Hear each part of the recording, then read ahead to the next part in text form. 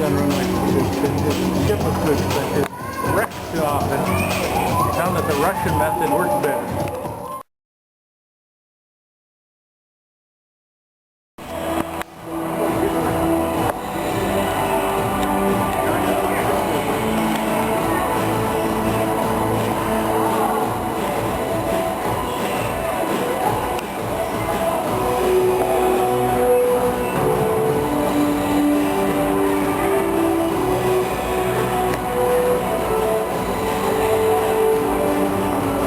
L'évolution sur la Lune.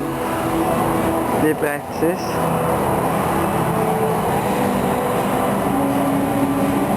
Ça, c'est les nouvelles capsules.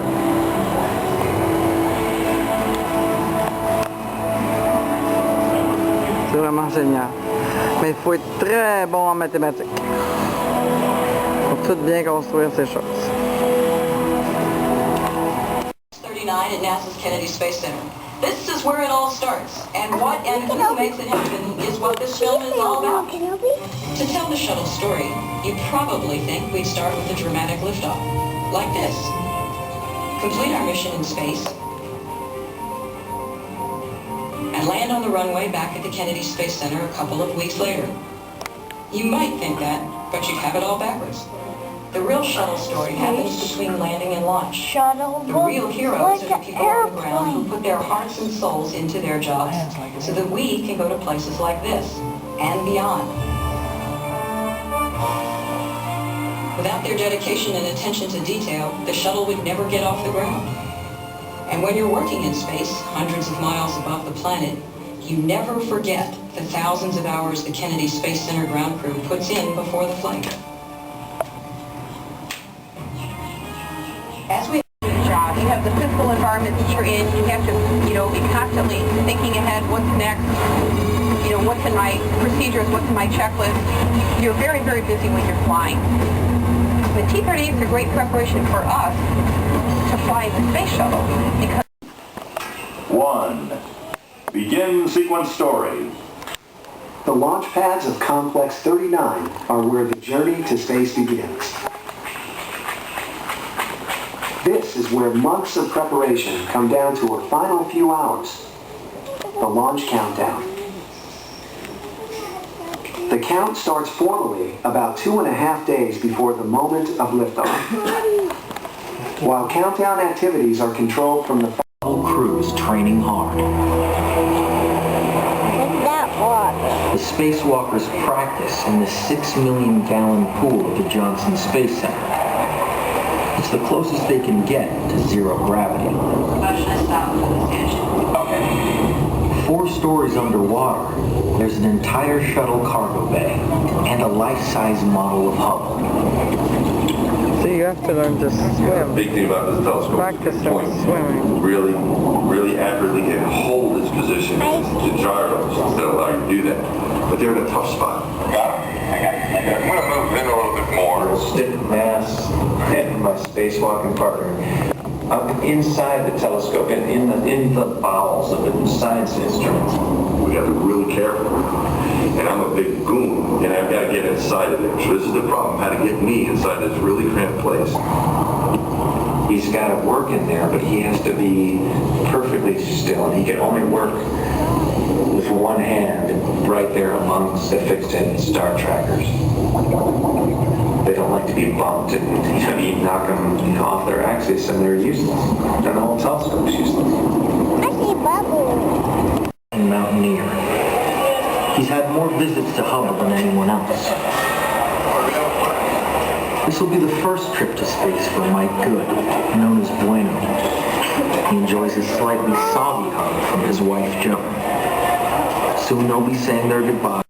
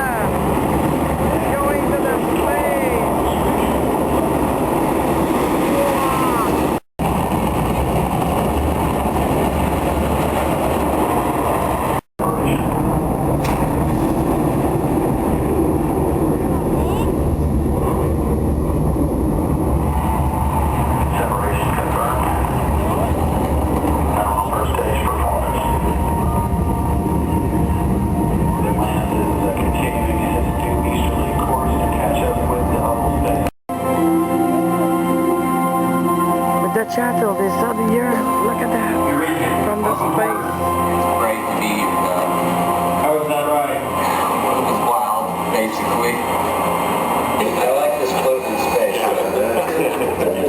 Do you have something in here? No, my food was never there. It was in my stomach. You already know what Mine was flying. Mine was there very temporarily, and then now it's in my tummy. Good. Hopefully it stays there. You don't really shower, you kind of wet a washcloth with this is our water wetter thing. It's kind of like a garden hose. Let me show you how it works here. All I can tell you about going to the bathroom in space is suction. Hey, Drew. What's going on? Not too much. What you doing? Hanging around. Where are you at? No, just a spacewalker. Those chairs on the shield shelf. So that if we did perhaps tap into the latches at all, that no damage would be done. Of about 3 dozen galaxies. Le dust of stars. Avec la poudre d'étoiles. Je viens de cette poudre d'étoiles. Yet our small group is like a village, far from the bright lights of the big city. In the distance is a metropolis called the Virgo Cluster. It glows with the light of over 2,000 galaxies of every shape and size, crisscross the cosmos, collecting into vast clusters and superclusters where the strings intersect.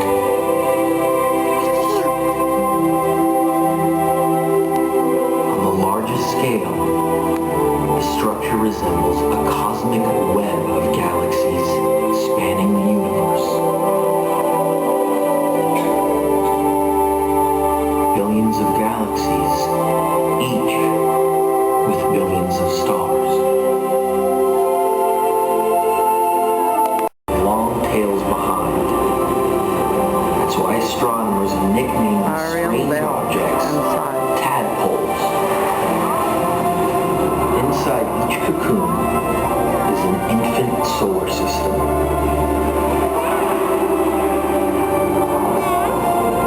These tadpoles might turn into full-grown solar systems one day, but the continuous blast of wind may stunt their growth.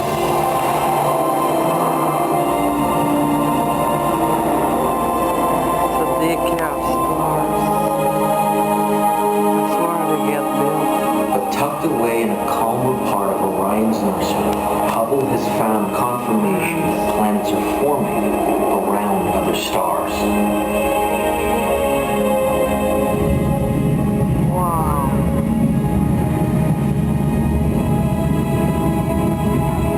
Our own solar system may have looked just like this That's real?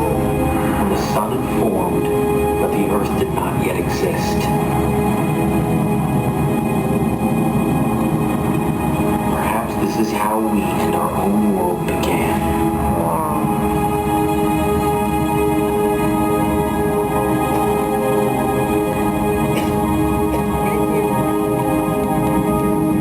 The once mankind's destiny to leave the shores of our planet behind and strike out across the vast ocean of space. In the great span of our history, now was the time that we could. Now was the time that we would. Most dangerous journey that any man had ever undertaken. And it would be taken by Frank Borman, James Lovell, and William Anders, the crew of Apollo 8. Through those doors, you'll find the firing. It was born when all 2 million began to work together. That moment would come when the countdown clock reached 0. Waiting for launch on that chill December morning, these 3 astronauts were back to what they had always been, test pilots.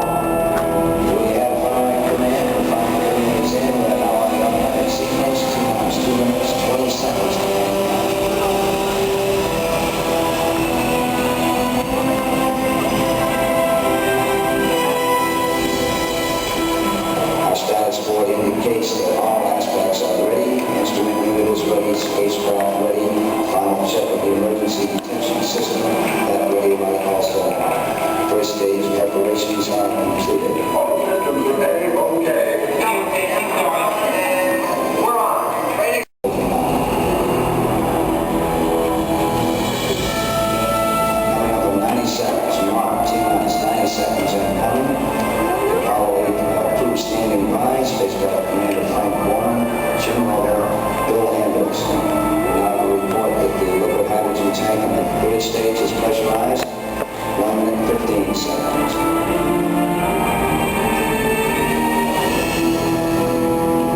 All fluid stage propellants pressurized at this time as we come up on the 60-second mark and the flight to the moon. 60 seconds and counting. The vehicle now is completely pressurized.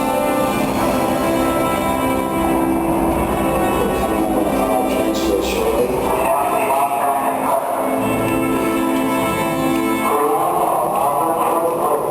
We have the power transfer. We're now on the flight batteries within the launch vehicle.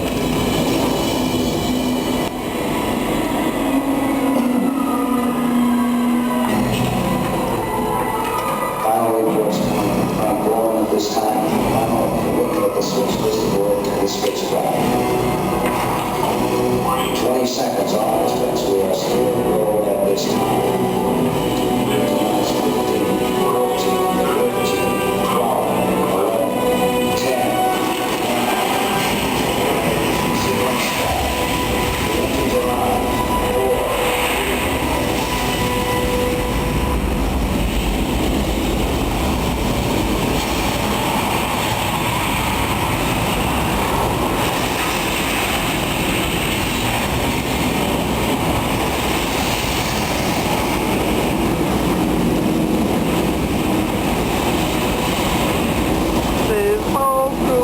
C'est vraiment malade.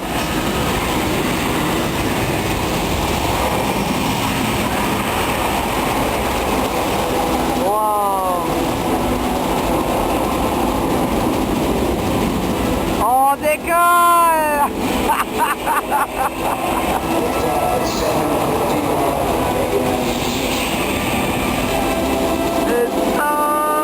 cool. Youhou. On est parti.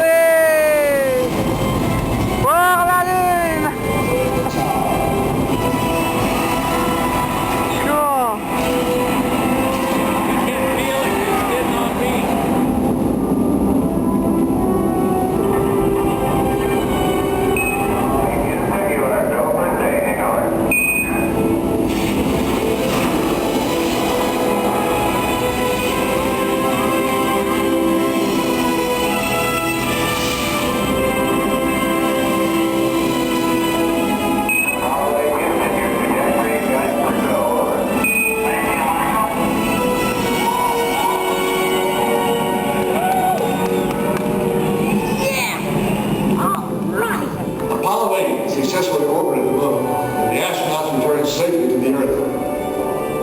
I know. That way, I guess we all went to the moon. Now, on the other side of those doors, you'll find an actual sanctified moon rocket. It's still the most powerful, the most complex machine ever built. And I guess it's the only one that can take you to another planet. I actually got to fly one on a second flight to the moon called Apollo 13. But that's another story. Stand there beside it.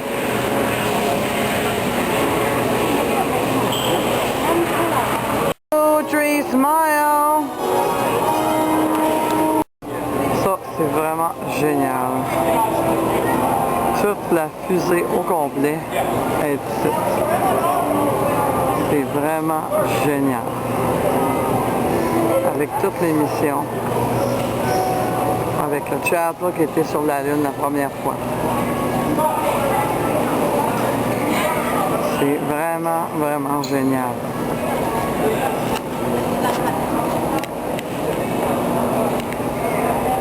Absolument tout est là.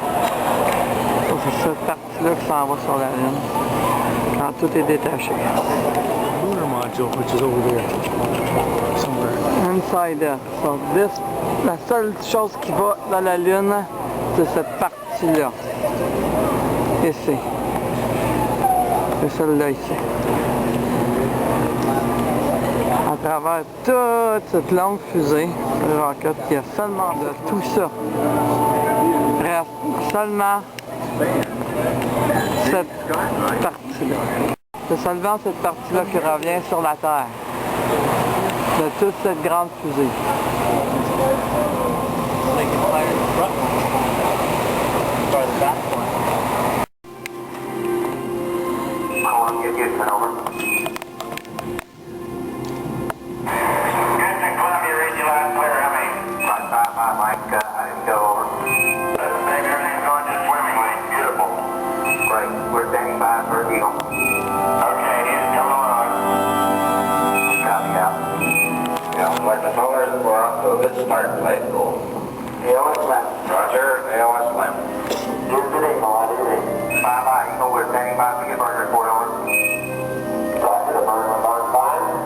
As soon as the Eagle reappears, things begin to go wrong.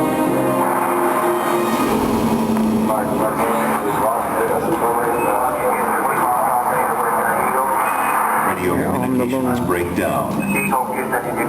Messages to Eagle must be relayed through Mike Collins aboard the command module Columbia.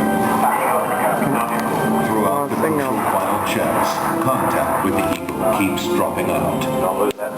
And Flight Director Gene Kranz inches closer to aborting the mission.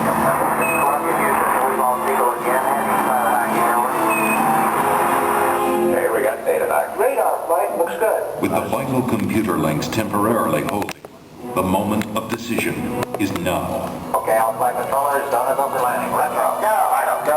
Go. Go. Go. Go. Go. Surgeon, go. Capcom, we're over landing. Go, Houston, you're over landing, over.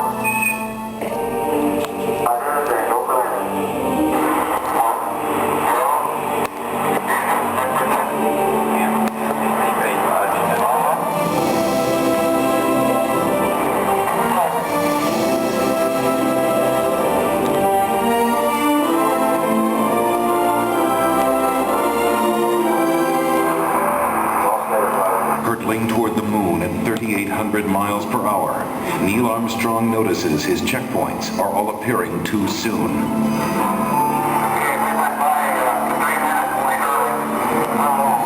This means a serious navigation error. At these speeds, 3 seconds long means missing the safe landing zone by 3 miles.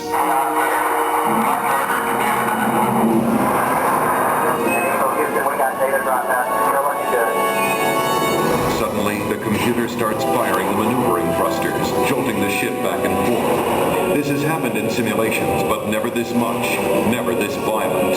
The smooth descent is becoming a bumpy ride. Before that is fixed, a problem with the onboard computer.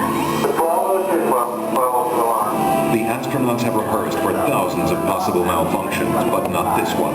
It had been considered too unlikely. Seconds seem like hours as everyone struggles to remember the meaning of a 1202 program alarm. The deadline to safely aboard is vanishing fast. 1202 means the Eagle's onboard computer is overloading. This means Houston is blocked, unable to make navigation corrections or interpret the data coming from Eagle's computer. Armstrong and Aldrin are on their own. Mission Control decides they can go ahead if the data link doesn't fail again. 1,000 feet, and Neil Armstrong can see that the computer is proposing to put them down in a dangerous place. That landing site is full of boulders. If they land there, they will never take off again.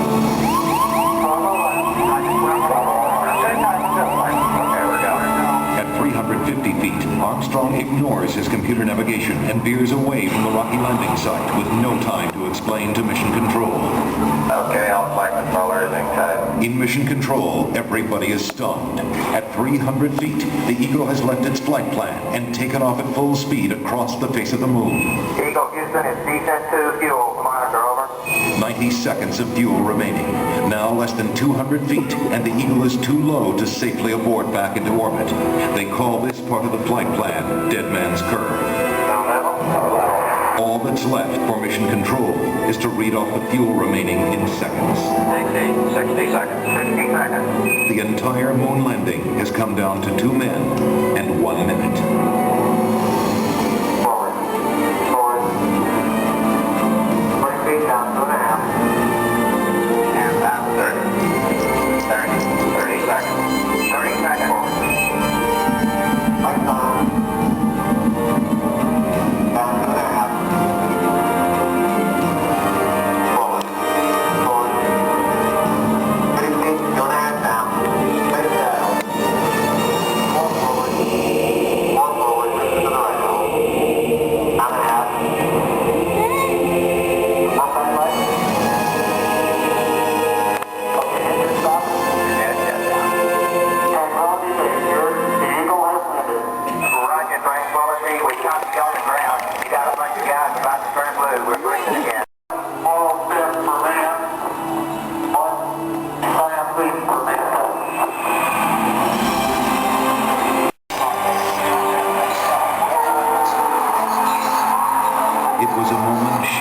by an entire world. Pyramids from the planet Earth first set foot upon the earth. It came indeed for all mankind. With these first steps, mankind stood on the highest ground, and we saw our planet as our home port in the endless ocean of space. There was something which was surprising to me. That occurred as I was standing on the surface. Just after we had landed, I'd gone down, standing on the surface and looking at planet Earth for the first time. Seeing the beauty, seeing the finiteness of it, the limits of it, and realizing what a shame it was that people were confronting before the end of the century. I mean, I thought that was something that was way in the future, fantasy. I was rolling on the moon one day. In an area most of the different house day. Look at the size of that rock. That is the best example we got. Now don't stub your toe. We have got to understand that as a people, we need to stretch. We need to reach beyond our grasp. We need to strive to do things that seem impossible, because in the accomplishment of them, we move society forward. Boy, isn't the beauty of this place is just absolutely incredible. One of the astronauts has said those hills that we climbed give our children and grandchildren a different perspective, that they see the mountains that we couldn't see. And so what we They land in the water. I would like to be an astronaut. I like to design rockets. Payload specialist. I say ground control. It's the thing that my mom can't understand, so I'm terrified of heights, but I want to be an astronaut. There's so many things I'd love to do. I would explore, I'd look for everything. I would try to start a farm. Millions of other galaxies that you might be able to live in the unknown. Anything's possible. You may be able to cure certain diseases. I'll find Mars and dance on. Play basketball, but you can still be short. Because then you could fly up in the air. Hit the ball, you get a home run every time. There are a lot of things that can benefit mankind that we, because of science, we simply cannot do on Earth. It's such a big universe, and it's kind of strange to think that just this one tiny planet was chosen to have life on. I hear they're finding new planets or moons, and finding out more about how stars are working, and it makes me feel like it's trying to tell me something. What's it trying to tell you? That you belong up there with them. The Apollo program ended in December of 1972, but our journey into space is just beginning. I'm Neil Armstrong. The future of space travel is being written right now in the dreams and imaginations of a new generation. Perhaps that's the greatest legacy of Apollo. It shows our children and grandchildren that courage, imagination, and the will to explore, no dream is impossible.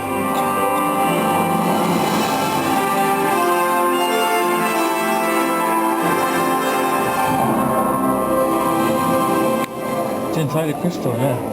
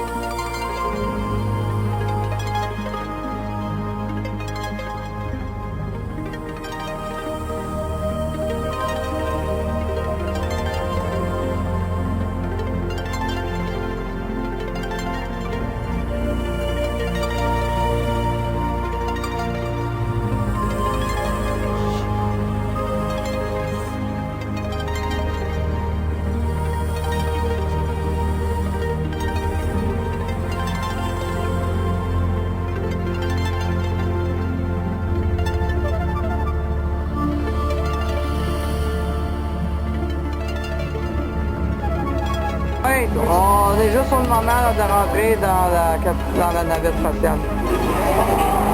Chandler. C'est vraiment génial. This is the cargo. Drive the spaceship! Let's go, you have to be on that side, Joshua. This is a satellite. When they're launching the satellite systems, and when they're loading the satellite swings, see how it swings in the sling? So I see. And this is the launch. That's the command module. Come on, Angel. People live. Where do people live? That's where the people live, right there inside.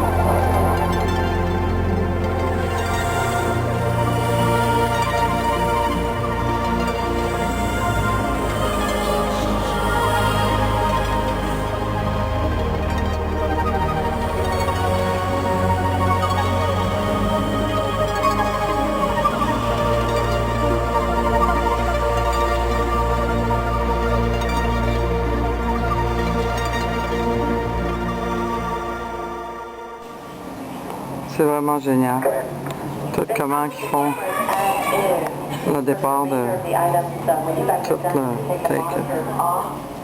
les fusées à partir de la première aller jusqu'à la dernière qui ont envoyé Expanded Launch Vehicle à partir de tous ces ports-là. Ça, c'est la réalité présentement, ce qui se passe dans les disques au moment présent aujourd'hui.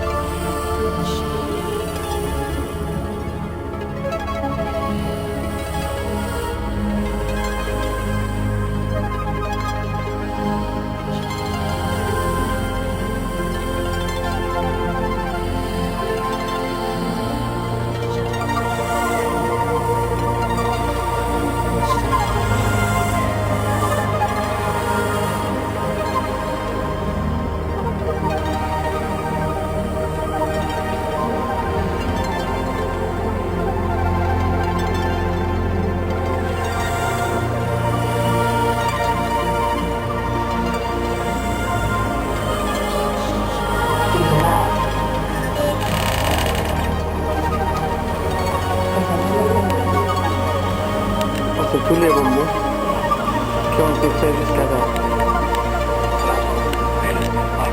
First Earth spacecraft to touch down on Mars. Prime mission, test for signs of life. I am Viking. The Viking's a pretty old design these days. Excuse the way he talks. I am Viking. Martian soil tested. Signs of life at this location. Inconclusive. I am Viking. Roger that, Viking. Voyager 1 and 2, what have you seen? We are Voyager. Titan scans complete. Planetary conditions resemble those of Earth before life evolved. Will we find life on Titan? It's gonna take one tough robot to check it out. Cassini. Status report, please. This is Cassini. Mission in progress. Studying the Saturn system. I'm sorry you couldn't be with me, Starquester. How's that navigational subprocessor? Still the same, I'm afraid. Thanks, Viking. Thanks. I think we got it. Lunar Prospector here. There is evidence of water ice on the moon. Oxygen in the soil on Mars. Possibly water on the moon. All the elements humans need to survive are up there. It's just a matter of time before you follow in our tracks. The third question, and this one's the big one, how does the universe work? Hubble. I think I lost the thruster here. I'm not slowing down enough. Calibrate your other thruster, Searcher 1. Get it back. All right, doing that now. Compensating. Okay, I'm hovering and descending to the surface. Touchdown in 5, 4, 3, 2, 1, 0. Sorry. All right, Searcher 1. It looks like you have a bug in your altitude ranging system. We'll work on it. All right, deploy surface rover. Deploying rover. Rover deployed. Mars rover, commence your scans. Roger. Camera's coming online. Video's online. Robot command. I discovered life on Mars. A group of carbon-based life forms sitting right here. The rover? Their duplication of Cashmere. This is the next room. Experience will live on Mars with you for the first human explorers. Welcome to enter the simulated Martian. Come on, Daddy. Hydroponic growing. We on Mars. We're living on Mars with hydroponic garden. Mars Phase 2. Cool. Thanks for all we've been. See, Joshua, that's the sun outside. We have sun on Mars. Speeds from the dust storms to all this launcher. Kicking up to about 150. This is our computer.